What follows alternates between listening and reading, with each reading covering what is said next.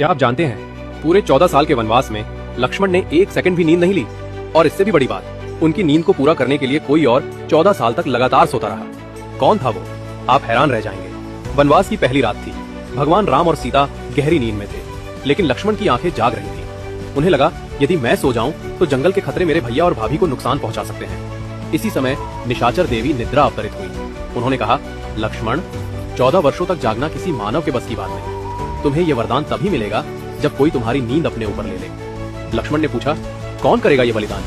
निद्रा मुस्कुराई, तुम शेषनाग के अवतार हो और तुम्हारी पत्नी उर्मिला लक्ष्मी का स्वरूप, वो ही तुम्हारे हिस्से की नींद सो सकती है। उसी रात उर्मिला सो गई, लेकिन ये नींद सामान्य नहीं थी। ये लक्ष्मण की 14 साल की नींद थी। वे सोती रही और लक्ष्मण रात दर रात राम और सीता की रक्षा करते रहे। वनवास खत्म होने के बाद जब लक्ष्मण अयोध्या लौटे और उर्मिला को देखा, उनकी आंखें भर आई।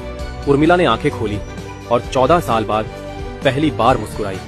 लक्ष्मण ने कहा, तुम्हारे इस त्याग के बिना मैं इस धर्म को निभा ही नहीं पाता। लोग राम सीता के प्रेम को याद रखते हैं, लेकिन बहुत कम लोग जानते हैं कि अयोध्या की सबसे महान प्रेम कहानी लक्ष्मण और उर्मिला की है, जहां एक ने 14 साल तक नींद त्याग दी और दूसरी ने 14 साल सिर्फ अपने पति के धर्म का साथ देने के लिए सोती रही।